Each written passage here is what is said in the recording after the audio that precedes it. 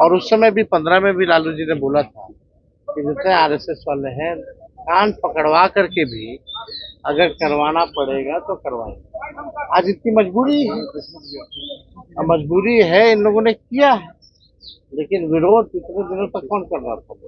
और शुरुआत से ही हम लोगों ने इसके लिए लड़ाई लड़ी है और लड़ाई लड़ करके हम लोगों ने हासिल किया। हर एक एजेंडा आज सरकार पीछे पीछे रहती है, लालू जी आरजेडी आगे आगे रहती है। राजनीति के डिप्टी सीएम सम्राट चौधरी ने कहा है कि तेजस्वी यादव और लालू प्रसाद यादव, राहुल गांधी, सोनिया गांधी, इन सभी को सपनों का पूरा किया है नरेंद्र मोदी ने।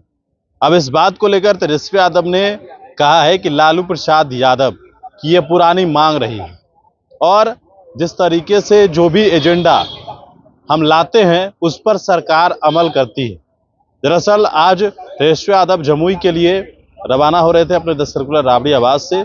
उस वक्त उन्होंने मीडिया से बातचीत में सम्राट चौधरी के दिए गए सवालों पर सीधा पर जवाब दिया है और कहा है कि जिस प्रकार से जाति आधारित गणना की मांग जो है तो ये तो बहुत पहले से थी, ये लालू प्रसाद यादव की मांग है और परिसीमन से पहले जो है ये हो जाना चाहिए।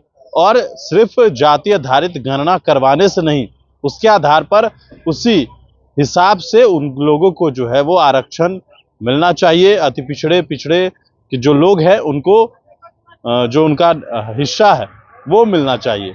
अब जाति आधारित गणना प्रधानमंत्री ने कह दिया हम कराएंगे, देखना है तेजस्वी यादव ने क्या कुछ कहा है वो आप सुनिए। सम्राट चौधरी ने कहा है कि लालू यादव हो, सोनिया गांधी हो, राहुल गांधी हो, सभी के अरमानों को नरेंद्र मोदी जी ने नीतीश जी के अरमानों को पूरा किया है।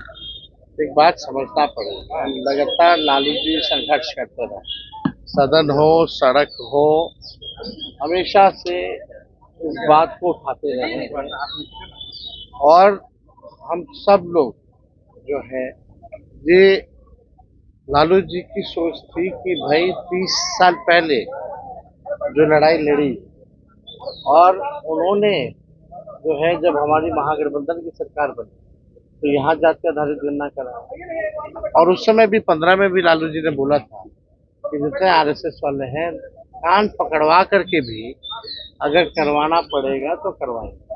आज इतनी मजबूरी है, अब मजबूरी है, इन लोगों ने किया है, लेकिन विरोध इतने दिनों तक कौन कर रहा था।